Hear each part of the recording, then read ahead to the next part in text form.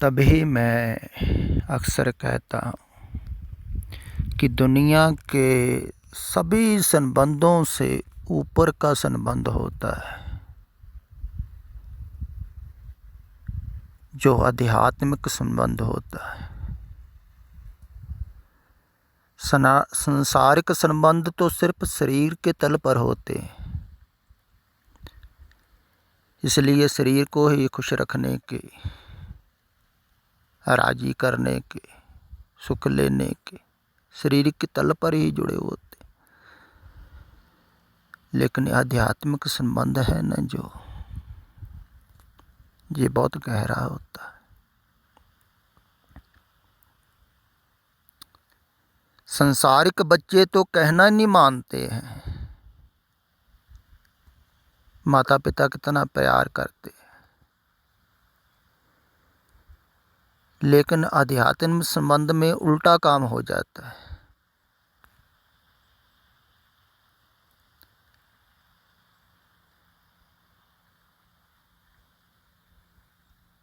वो इतना कहना मानते हैं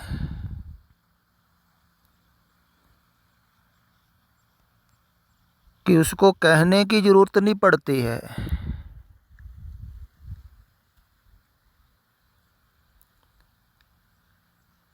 जैसे गौतम बुद्ध अक्सर कहा करते थे अपने भिक्षुओं को,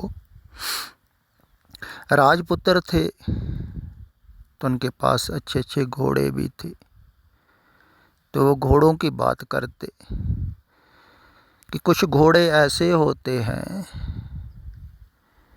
जिनको मारो जितना मर्जी मारो वो ज़्यादा बैठ जाते हैं, कहीं लेट ही जाते हैं, मारते जाओ उठते ही नहीं। फिर कहते भी कुछ घोड़े ऐसे होते हैं जिनको चाबुक मारो तो चलते हैं, वे थोड़े से अच्छे होते हैं उनसे। फिर कहते तीसरी तरह के घोड़े वो होते हैं जिनके चाबुक पीठ में रखो थोड़ा सा ऊपर, उनको पता लग जाता है कि पीठ में रख दिया, वो चल पड़ते हैं। कहते चौथी तरह के वो घोड़े होते हैं जो सिर्फ इशारे से ही चलते हैं, दिखा दिया चाबुक, इशारा कर दिया, वो श्रेष्ठतम घोड़े होते हैं। ऐसे ही कुछ ऐसे होते हैं जिनको कहना भी नहीं पड़ता है,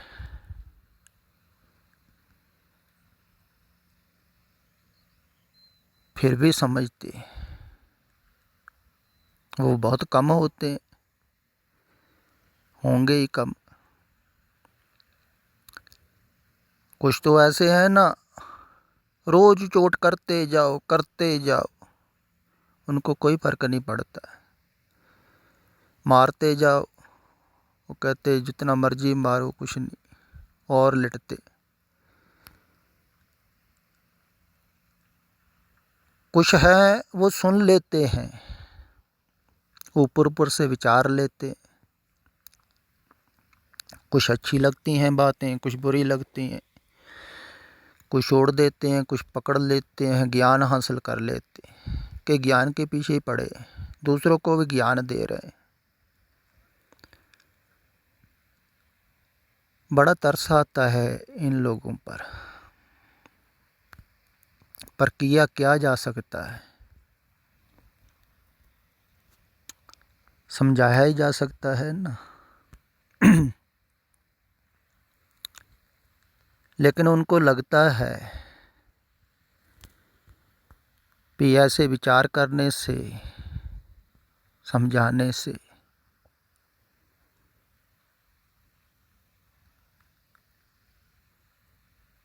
हमको समझ आ जाएगी।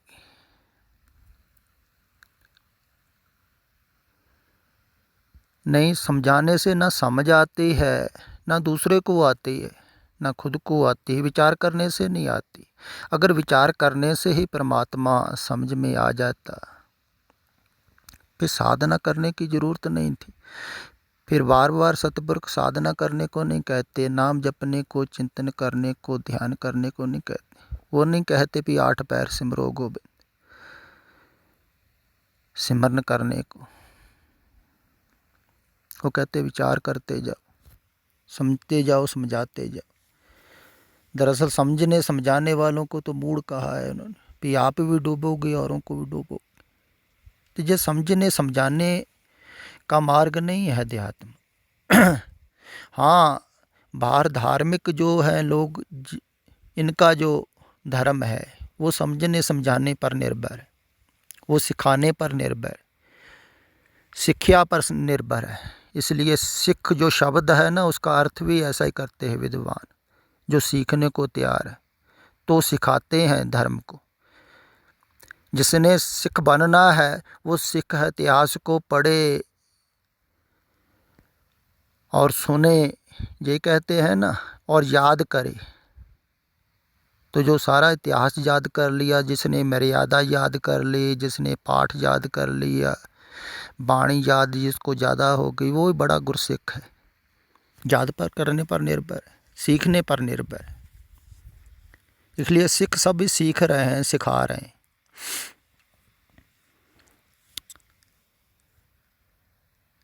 लेकिन अध्यात्म जो है ना, से सिखावन नहीं है, ये होना है। दरअसल सिखावन को भूलना है। सीखा हुआ तो बाहर का होगा, तो बाहर से ही याद किया जाता है, बुद्धि से याद किया जाता है। तो बुद्धि तो संसार का, शरीर का अंग है ना, संसार में पैदा हुई, मन भी संसार में पैदा हुआ। मन से कल्पना कर कर के आगे आगे आदमी सोचता रहता, विचारता रहता। बुद्धि के तल पर ज़्यादा जीते हैं धार्मिक लोग। तो दूसरे भी उनको सुन सुनकर वैसे ही जी रहे हैं बुद्धि के तल पर। तो अध्यात्म तो बुद्धि से पार है, तभी उसको अगाध बोध का, बुद्धि से परे, अगम गोचर, इंद्रियों की पकड़ से परे। ना वो देखा जा सकता है, ना सुना जा सकता है इन कानों से, ना ही जीभ से बोला जा सकता है। अकथन कथना जाए, जो बोला जा रहा है ना, सिर्फ बाहर से हटने के लिए, छोड़ने के लिए असत्य को बोला जाता है। सत्य की तरफ से भी बोला जाता है, लेकिन असत्य से हटने के लिए सत्य को नहीं बोला जा सकता है। सत्य भाषा में नहीं आता है। तभी तो कबीर जी कहते हैं ना, ओंकार आद में जाना, लिखा और मेटे ताए न माना। जो लिखा जाता है वो मिट जाता है। कबीर जी 35 अखरी जो शब्द हैं लिखे हुए, तो उनके शुरुआत में ही कहते हैं कि ये जो 35 अक्षर है ना, इनमें वो अक्षर नहीं है जिनसे परमात्मा कहा जाएगा। ये अक्षर तो मिट जाएंगे, ये पैदा हुए हैं, मिट जाएंगे। जो संसार में पैदा होता है मिट जाता है, भाषा भी पैदा हुई मिट जाएगी। ऐसे कह रहे हैं ओंकार जो लिखा हुआ है वो परमात्मा थोड़ी है।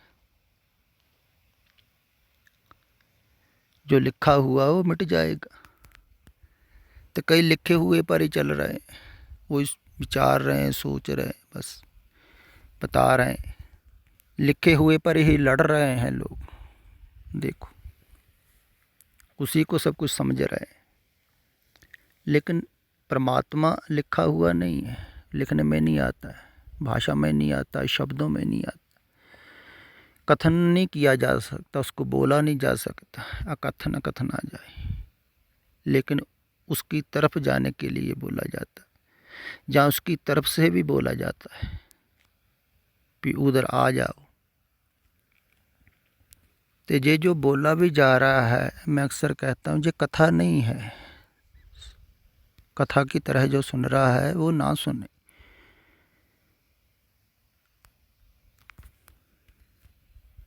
ये उनके लिए है।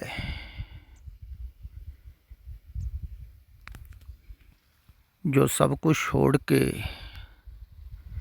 सत्य की तरफ को चलने के लिए राजी है। असत्य को छोड़ोगे तभी सत्य की तरफ आओगे। तो भाषा भी असत्य की तरफ से ही है, लेकिन भाषा से जैसे संसारिक ज्ञान होता है, ऐसे ही अध्यात्म पुरुषों ने संसारिक ज्ञान छुड़वाने के लिए, संसार को, असत्य को छुड़वाने के लिए भी भाषा का उपयोग किया। हाँ, परमात्मा को भी बताती है भाषा, बहुत कुछ उसके बारे में सूचित करती है, लेकिन पूरा पूरा नहीं आता।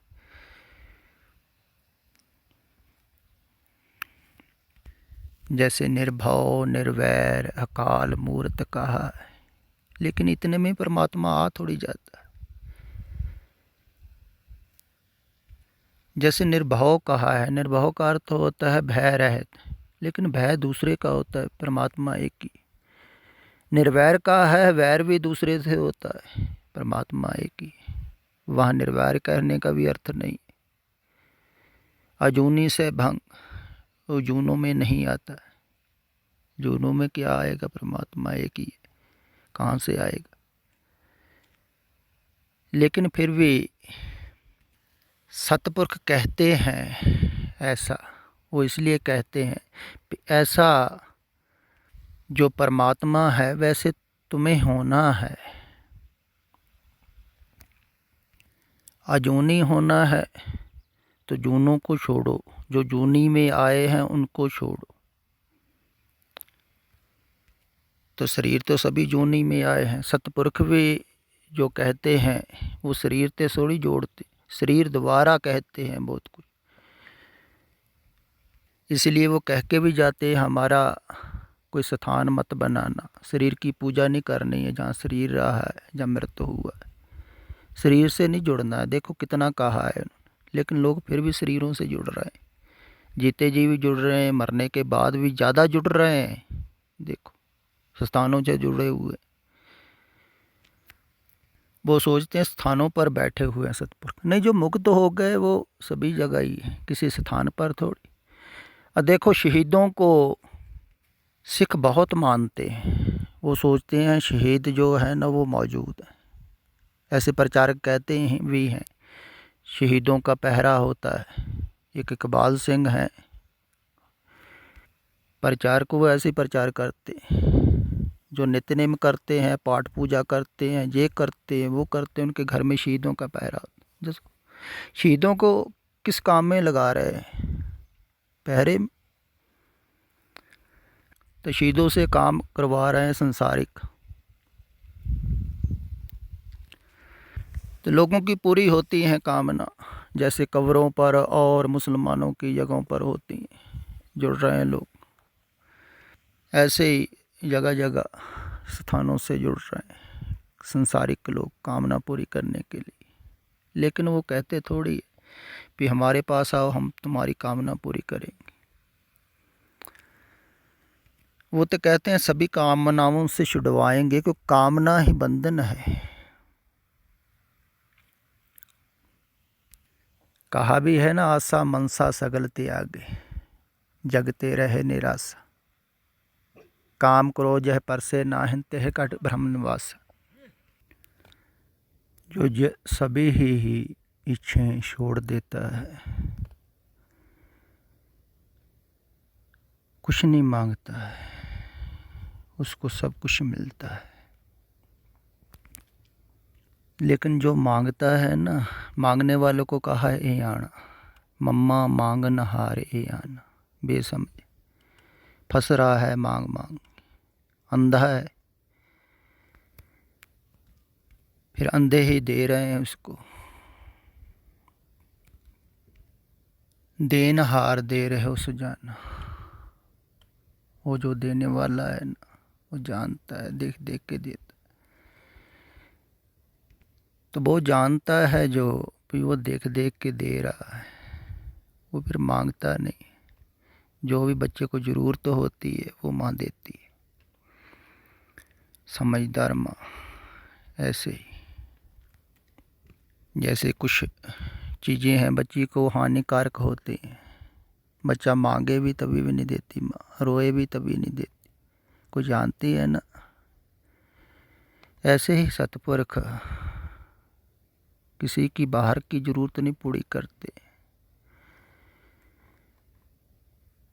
जिससे वो बंधें, जिससे वो भटकें। तो जो साधारण ज़रूरत है वो शरीर की, वो तो स्वाभाविक ही है, खाने के लिए चाहिए, रहने के लिए, पहनने के लिए, वो ज़रूरतें पूरी होती। वो कहता है तुम निश्चिंत रहो, ये सभी ज़रूरतें पूरी होंगी। तो जो निश्चिंत बनाता है, निश्चिंत वो ही हो जाता है जो समर्पित हो जाता है, कहता है कि ये सभी ज़रूरतें पूरी करेंगे, कर ही रहे हैं, मुझे काहे की चिंता। जैसे बच्चा छोटा कोई चिंता थोड़ी करता, जो बच्चे समान हो जाता है, तो उसकी समझ लो हो कि मूर्ति घड़ी गई काफ़ी हद तक।